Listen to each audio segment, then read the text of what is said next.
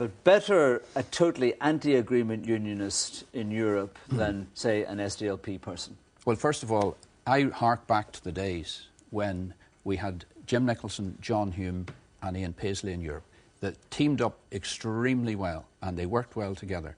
And I can tell you what I will be doing personally. After I vote for Mr Nicholson and other pro-union candidates, I will vote for the SDLP because I believe that that combination worked for Northern Ireland. It got us all the peace money, it brought us to the top of the agenda, and sadly the arrangements there... And do you think Jim Allister would work? Well, certainly he doesn't. He will work from the pro-union point of view, but unfortunately nationalist representation has changed, and that's unfortunate, and I hope it changes again, because I think that three parties working together in Europe worked before and it should work again. So when will you be meeting the DUP to discuss this joint strategy? Whenever. I mean, that will happen. And I hope we'll have the same outcome from that meeting as well. And what if they say to you, well, how can you expect us to support you when you're supporting someone we're totally opposed to, i.e. the Are they TUV? going to say to me, are they going to come out and say to the public, don't support pro-union candidates, vote for us only? Is that what they're going to do? Because well, they might say vote for us or the UUP, but whatever you do, don't vote for the TUV. Well, if they do that, that's a matter for themselves. But if a second national is elected, then they will have to take the responsibility for that. Unfortunately, in 1971, when Ian Paisley split unionism, and it all goes back to that, we are now trying to pick up the pieces. And as the party of the union, we have to try and get all these threads of unionism to gather together in one place. You're not trying to get back to where you were pre-split, are you? Why not? Is that your vision of Ulster unionism? How long do you think it's going to go on? I want to broaden the base, and I want to see fewer splits. It's going to take a generation to achieve. But remember, the people who split unionism in the first place go back to the formation of the DUP in 1971.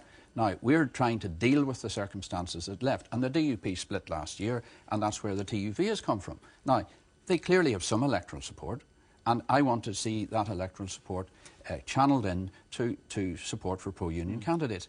That's what I exist to do, is to see the maximisation of unionist representation. But as now a minor unionist party nationally and locally, I mean, are you just harking back to the grand old days, which the DUP will argue will never, ever return? Well, they argued that they'd never share power with Sinn Féin, and they're sitting now in Martin McGuinness.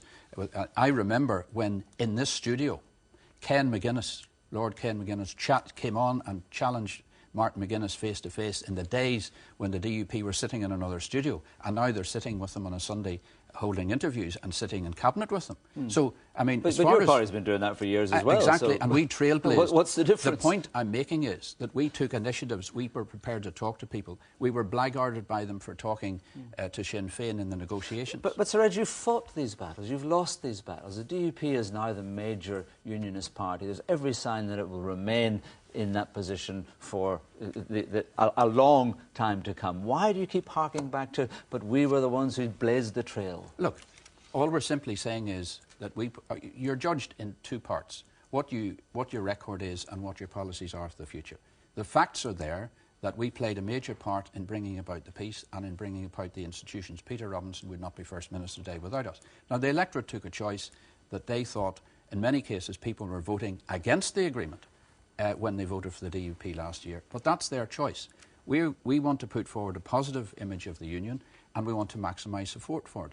And I believe that the best way of doing that is to have the maximisation of unionist representation in the European Parliament, because we've major negotiations coming up about CAP and other things, and I think it would not do unionists any good if we only secured one seat. Okay. And it's as simple as that. All right. Sir Reg, thank you very much indeed.